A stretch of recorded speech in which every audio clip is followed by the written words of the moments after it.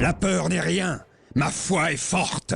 Stubbs venait tout juste de prendre le commandement lorsque la tempête Warp éclata sur Korava 4, anéantissant le 253e régiment. Également, l'arrivée soudaine des forces du chaos de l'Alpha Légion prit de court une grande partie du 252e régiment.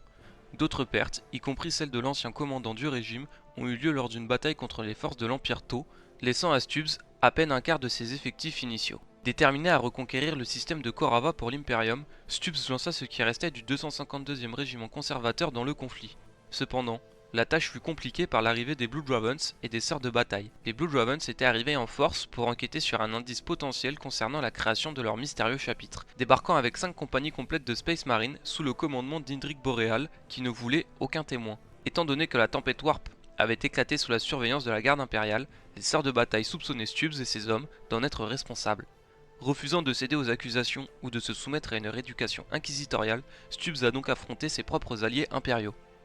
Si la garde impériale est vaincue dans son bastion sur Korava 1, Stubbs parvient à s'échapper à bord d'une Valkyrie, promettant qu'il n'en avait pas encore fini avec ses ennemis.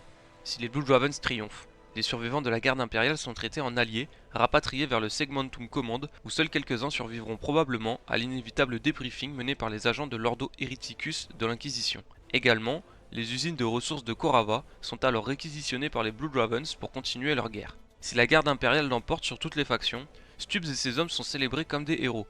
Le système est reconstruit grâce à de vastes projets d'exploitation et de terraformation. De nombreuses académies militaires forment des soldats d'élite presque aussi redoutables que les Karskins de Cadia.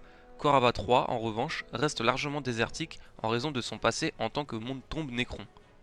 Les exploits de Stubbs attirent l'attention du Segmentum Command, ouvrant la voie à une brillante carrière, bien au-delà du simple rôle de gouverneur d'un petit système stellaire.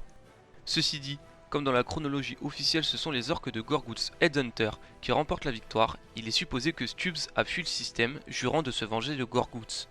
Survivant, stratège, héros ou fugitif, peu importe l'issue, Van Stubbs restera pour toujours un symbole de résistance dans le système de Korava. C'est officiellement le dernier commando de Dawn of War Soulstorms ainsi que de Dark Crusade. J'espère que cette série de vidéos vous aura plu et à la prochaine. J'obéirai sans hésiter.